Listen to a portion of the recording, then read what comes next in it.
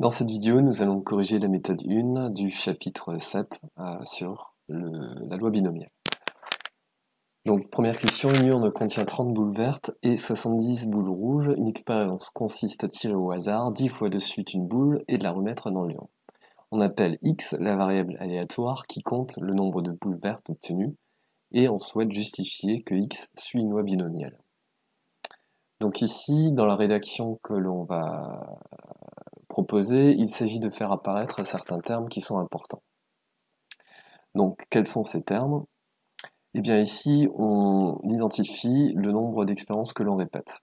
Donc on répète ici 10 expériences, donc 10 épreuves, qui sont identiques et indépendantes. Donc en effet, qu'est-ce qu'une épreuve? Une épreuve, c'est tirer une boule dans une urne. Alors pourquoi est-ce qu'elles sont identiques et indépendantes, ces 10 épreuves? Eh bien car on prend une urne, on prend une boule dans l'urne, on note sa couleur et on la remet dans l'urne. Donc ici, on a un tirage avec remise. Ce qui fait qu'à chaque fois que l'on fait cette opération, on a la même probabilité d'obtenir une boule verte ou une boule rouge, étant donné qu'on remet la boule dans l'urne. Donc une fois qu'on a dit ça, qu'on répétait 10 épreuves identiques et indépendantes, on identifie le succès. Donc ici, le succès, c'est quoi? Eh bien, on regarde l'énoncé, on appelle x la variable aléatoire qui compte le nombre de boules vertes obtenues. Donc le succès, lorsqu'on fait une épreuve, donc lorsqu'on tire une boule, donc le succès est d'obtenir une boule verte. Donc de probabilité, eh bien quoi? Donc quelle est la probabilité d'obtenir une boule verte lorsqu'on sélectionne une boule dans cette urne? Eh bien il y a 30 boules vertes, 70 boules rouges, donc 30 boules vertes sur le nombre de boules au total, donc 30 sur 100, c'est-à-dire 0,3. Et cette valeur correspond à la valeur de P, donc la probabilité de succès.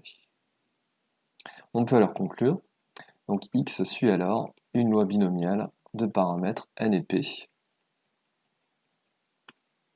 Donc n égale à 10 et p égale à 0,3. Donc on a identifié ici les termes qui doivent être marqués sur votre copie, donc les épreuves identiques et indépendantes, le succès d'une épreuve et la conclusion avec la loi suivie par x, donc loi binomiale, avec les valeurs de n et de p. Donc on rappelle que n représente le nombre de fois qu'on reproduit une épreuve et p correspond à la probabilité de succès d'une épreuve. Faisons maintenant la question 2. Donc l'inspecteur Jim Gordon est en congé, la ville de Gotham accueille alors environ 1000 truands par jour pendant cette période. 95% des truands viennent à Gotham pour aller à la boîte de nuit tenue par le pingouin.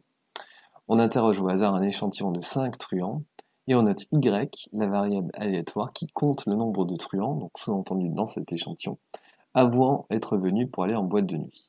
Je souhaite expliquer pourquoi on peut considérer que Y suit une loi binomiale. Donc on regarde le processus que l'on fait ici et on le compare à ce qu'on a fait précédemment. Donc on a 1000 truands et on interroge 5 truands au hasard. Donc le processus est le suivant, on prend un truand, on lui demande pourquoi est-ce qu'il est venu à Gotham. On note sa réponse et on en prend un autre. Théoriquement, on n'est pas censé reprendre le même. Donc théoriquement, on a un tirage sans remise. On prend un truand, on lui pose la question et on l'élimine. Sauf qu'ici, on va modéliser le tirage par un tirage avec remise. On prend un truand, on lui pose la question, et on le remet, entre guillemets, dans l'urne, dans le stock des truands. Et ensuite, on interroge un deuxième truand. Donc, si on ne fait pas attention, on peut retomber sur le même. Sauf que ici, le stock, donc l'urne si vous voulez, comporte un grand nombre de truands. Donc, si on a sélectionné un truand et qu'on en sélectionne ensuite un autre, eh bien, il y a une très très faible probabilité qu'on retombe sur le même truand. Donc, ce qui fait qu'ici, on modélise donc la situation par un tirage avec remise. Voilà. Et ensuite, la rédaction est la même que précédemment. Donc, je vous laisse la faire. Donc, qu'est-ce qu'on répète? Quel est le succès et quels sont les paramètres de cette loi binomiale?